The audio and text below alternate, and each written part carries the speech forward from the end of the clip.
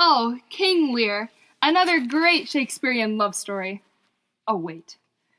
We begin this tragic play with two main characters, Gloucester and Kent. And just a little disclaimer, this tragedy is all too real. Talks about bastard son and openly acknowledges that he had an affair, but of course he loves his bastard son. Didn't ask! Makes daughters proclaim their love to determine how much land they are going to get, knowing that Lear himself is only going to give them 1/3 anyways.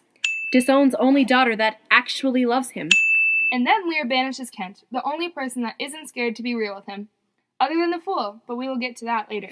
When the illegitimate son makes father believe that the legitimate son is plotting to kill him, when legitimate son is actually innocent, and the illegitimate son wants to kill legitimate son and father. In other words, illegitimate son is not a good guy, and he is a total player. We will also come back to that. Lear goes to live with Goneril. Are you trying to sleep with the murderer? And who is this fool guy? So it's acceptable for a peasant to tell you the truth, but not your own daughter? Who even needs 100 knights? Clearly 50 will suffice. If you ask me, I think a couple bodyguards could do a good enough job. And now Kent comes back disguised as a man named Caius? That's believable. Lear decides to trust him right away. So much for a background check. No wonder he wants 100 knights. The two decide to discuss the lack of attention. Solution? Trip Oswald. Poor guy is only trying to do his job and serve Goneril. Who even is he? No one cares. Then full-grown man throws a temper tantrum and writes a strongly worded letter? Okay. Party at Gloucester's castle. Whoop whoop. So all of a sudden everyone has decided to go to Gloucester's house? This man better have a hot tub or something. Kent makes fun of Oswald again. Great guy. Illegitimate son convinces legitimate son that their father believes that legitimate son is trying to kill the father, while illegitimate son is actually trying to get rid of legitimate son. So legitimate son runs into the forest to become a hobo. Lear goes and complains to other daughter, Regan, the murderess's accomplice. And now he only gets 25 knights. Still more than necessary. Temper tantrum round 2 into a raging storm. Maybe he will start singing about his misery like Adele. Unsuspecting King Lear runs into legitimate son, aka Poor Tom, and realizes he might have been a little selfish as king, and he starts going psycho. And by psycho, I mean he gets naked. Fully naked. Not even the juice. It's getting hot in here, so take off all your clothes? But guys, it's actually Hurricane Cordelia out here. Gloucester decides to look for Lear after telling illegitimate son that he is going to help Lear, and not to tell anyone. Gloucester finds them and doesn't recognize his legitimate son. What is it with people? These disguises aren't even that good. Your son is almost naked. I think you'd know what he would look like with a little bit of mud on his face. Meanwhile, illegitimate son goes and tells the entire stinking castle that his father is helping Lear. So much for not telling anybody. At least things seem to be working out for illegitimate son. Just wait until Goneril and Regan get their bite of him. Order in the court! Fake trial with Goneril and Regan in the stand and our mystery men, Caius, Poor Tom, and Fool are on the jury. Points for the lunatic old man for making these three hooligans do whatever he wants. Magic trick time. Watch the fool disappear. Is he real or not real? I'm not entirely sure, but let's leave those questions to Katniss and PETA. Poor Lear is tired. Let him fall asleep and just hope the craziness will subside, right? Oh, just kidding. Wake him up. It's time to run over to Dover. Is it still raining outside? I mean, it has only been like 20 minutes. Oh, now Gloucester is considered a criminal in his own home. Fascinating. Cornwall is hungry for some blood. I mean power. Solution. Cut out Gloucester's eyes as punishment for helping the poor king, who has done nothing wrong other than lose his sanity. Gloucester wants to see illegitimate son with his good eye, but is blinded when after finding out that illegitimate son was actually plotting against him the whole time. Oh, so legitimate son can come home now? Oh, but he is home. You just saw him downstairs a few minutes ago. Good thing he didn't leave with Lear and not so disguised Kent. Otherwise, you may never have been able to see him again. Get it? Wow, we're mean.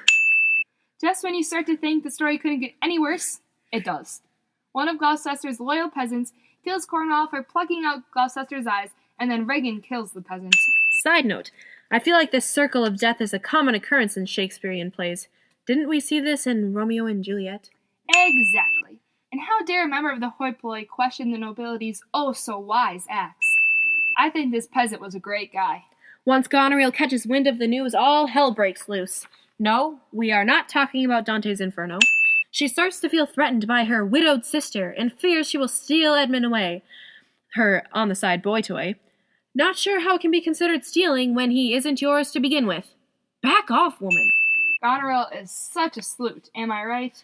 Now, back to the poor old blind man. Gloucester has marched his eyeless self to Dover. What's so special about that place anyways? I don't know. But this is where Gloucester has come to end his life. But before he even has the chance, legitimate son steps in and saves the day. He convinces Gloucester that he has jumped off and survived, when in fact he has simply fallen from the astounding height of 3 inches.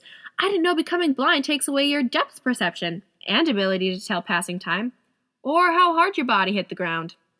Really, man? I know you're old and blind, but stupid too? He really is hopeless.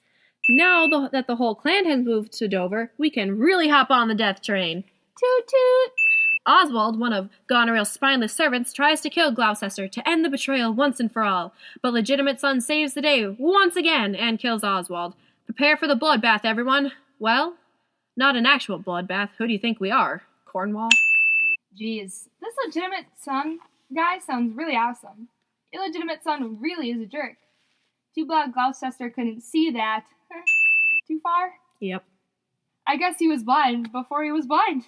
Since Oswald is dead, a letter carrying instructions from Goneril to kill her husband, Albany, so she can spend eternity with Edmund, is intercepted. Oh, how this love triangle is unfolding. It's almost more entertaining than Twilight's. Legitimate son is appalled, and he has finally had it with illegitimate brother. I think the shoe should have called it off years ago. On top of all of this, Cordelia comes marching in with her husband's army from France to save her father. Lear finally has a chance to reconcile with Cordelia and apologize for being horribly wrong. Cordelia says she doesn't hate him and will always love him. Yay, family reunion. Okay, not everyone is that forgiving and perfect. Come on, Cordelia, make him beg for it a little.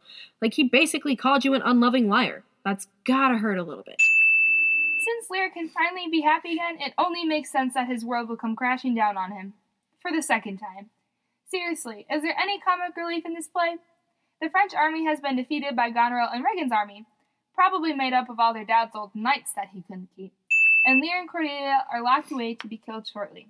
Yikes. Speaking of the evil sisters, Goneril has decided to take matters into her own hands. She's going to poison her sister so she can have Edmund all to herself.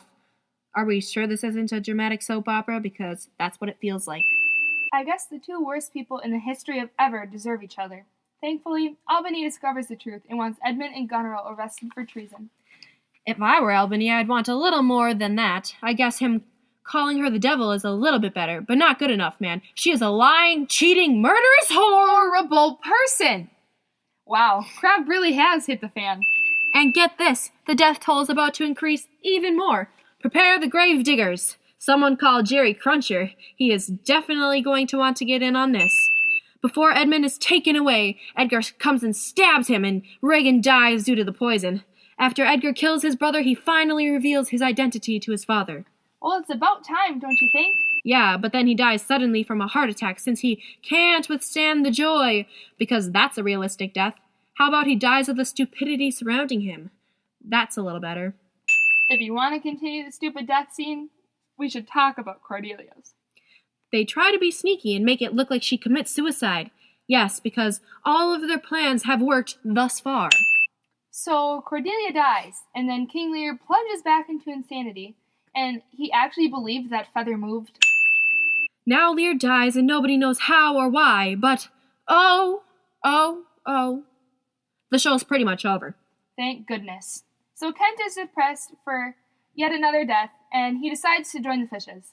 Everyone quits, and Edgar is left to lead alone. I just don't know if that is going to work out, folks.